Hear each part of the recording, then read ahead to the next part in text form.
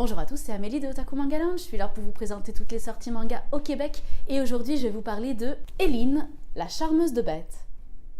Alors Éline, c'est un manga avec un univers très poétique, avec un imaginaire débordant, un petit peu dans le style des univers des films de Ghibli, avec un dessin très simple, très épuré, et puis surtout une espèce d'ambiance douce, apaisante, toujours racontée sur un ton très très calme, quels que soient un petit peu les événements et les aventures qui vont s'y dérouler.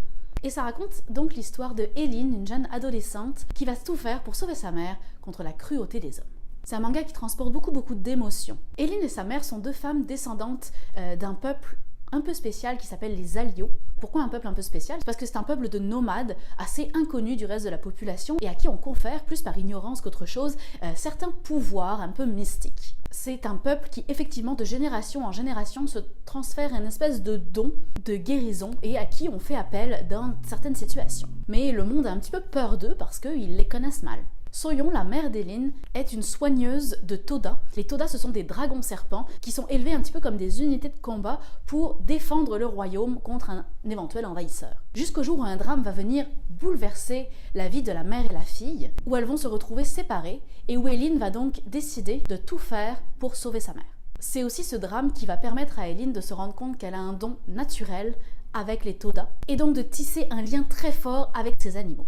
Donc les Toda vont bien sûr occuper une très grande place dans la vie d'Éline et dans notre récit. Éline va donc devoir devenir une jeune fille extrêmement forte et courageuse pour arriver à sauver sa mère, mais tout cela en respectant une règle extrêmement stricte qui lui vient de ses ancêtres, de ses aïeux, du peuple des Aïos, qui est de ne surtout jamais briser le serment. Un mystérieux serment qui la lie de façon inéluctable à son peuple et qui rajoute encore un petit peu de mystère supplémentaire chez cette jeune fille. Alors c'est un manga qui se rapproche énormément d'univers tels que The Ancient Maker's Bride ou L'Enfant et le Maudit, deux mangas qui ont eu beaucoup de succès dernièrement. Donc je recommanderais fortement Éline, la charmeuse de bêtes à tous les gens qui ont aimé ces deux séries. Mais c'est aussi un manga qui peut se rapprocher un peu plus de mangas de type Slice of Life tels que Barakamon par exemple ou Yotsuba, où les relations entre notre personnage principal et tous les personnages secondaires qui vont se succéder dans l'histoire vont être très puissantes, très chargées d'émotions. Et je termine en précisant que c'est une série qui se terminera en 11 volumes seulement, donc une série assez courte.